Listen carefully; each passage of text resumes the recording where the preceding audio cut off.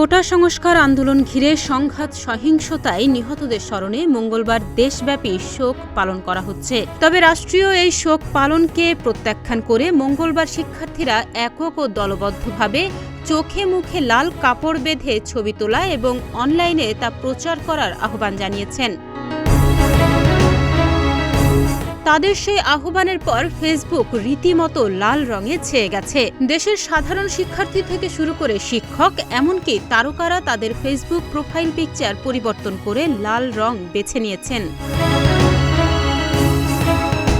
নির্মাতা মোস্তফা সরোয়ার ফারুকী তার Facebook profile picture পরিবর্তন করে লাল রঙের মাঝে মানচিত্রের একটি ছবি প্রকাশ করেছেন, যেই একই ছবি প্রকাশ করতে দেখা গেছে স্বনামধন্য গীতিকার প্রিন্স মাহমুদকেও। মহানগর খ্যাত নির্মাতা আশফাক নিপুণ তার ফেসবুক প্রোফাইলে পরিবর্তন এনেছেন। ন্যায় বিচার বিলম্বিত, ন্যায় বিচার অস্বীকার করা ক্যাপশনে লাল রঙের একটি ছবি প্রকাশ করেছেন। দেশের আরেক জনপ্রিয় নির্মাতা অমিতাভ রেজা চৌধুরী তার ফেসবুক প্রোফাইল পিকচার পরিবর্তন করে লাল রঙের ব্যানারে ফুলগুলো সব লাল হলো কেন ক্যাপশনে প্রশ্ন ছুড়ে দিয়েছেন। অভিনেত্রী অপি করিম তার ফেসবুক প্রোফাইলে লাল রঙের ছবি প্রকাশ করে লিখেছেন, শুধু কোটা নয়, গোটা দেশটার সংস্কার প্রয়োজন। ছোট পর্দার বর্তমান সময়ের অভিনেত্রী সাদিয়া আইমান তার ফেসবুক প্রোফাইল পিকচারে পরিবর্তন করে লাল রং বেছে নিয়েছেন।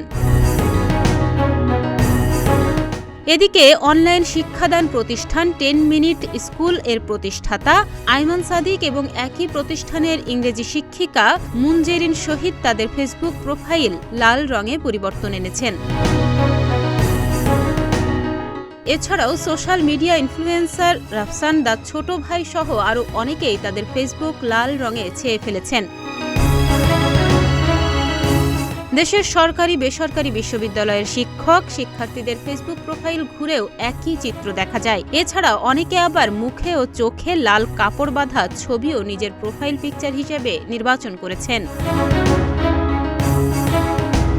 ডেস্ক রিপোর্ট, প্রতিদিনের বাংলাদেশ।